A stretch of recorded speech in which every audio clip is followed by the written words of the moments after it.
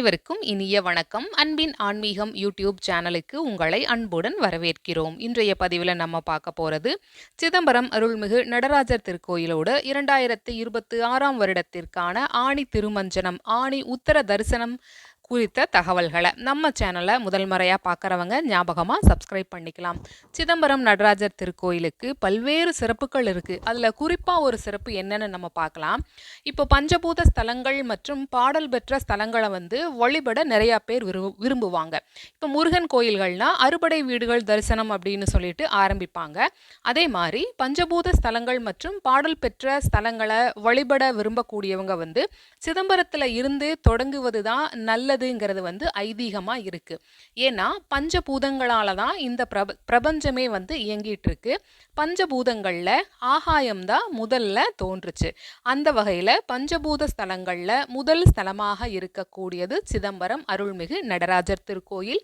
அதனாலதான் இந்த ஸ்தலத்துல இருந்து பஞ்சபூத ஸ்தலங்களோட வழிபாட ஆரம்பிக்கலாம்னு சொல்றாங்க. சிதம்பரம் அருள்மிகு நடராஜர் திருக்கோயிலோட ஆணி திருமஞ்சனம் குறித்த தகவல்களை நம்ம தொடர்ந்து பார்க்கலாம். 13/6/2026 வைகாசி 30ஆம் தேதி சனிக்கிழமையன்று காலை 7:30 மணிக்கு மேல் 8:30 மணிக்குள் மிதுன லக்னத்துல கொடியேற்றம் நடைபெற உள்ளது. சில முக்கியமான நிகழ்வுகளை மட்டும் நம்ம இந்த பதிவுல பார்க்கலாம். 17/6/2026 ஆணி மாதம் 3ஆம் தேதி புதன்கிழமை அன்னைக்கு திருவடைச்சான் உற்சவம் நடைபெற உள்ளது.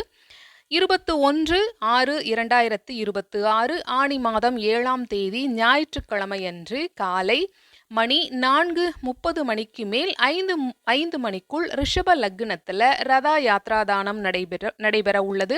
அருள்மிகு நடராஜர் தேருக்கு எழுந்தருளுகிறார். பஞ்சமகா ரதோற்சவ காட்சியும் நடைபெற உள்ளது.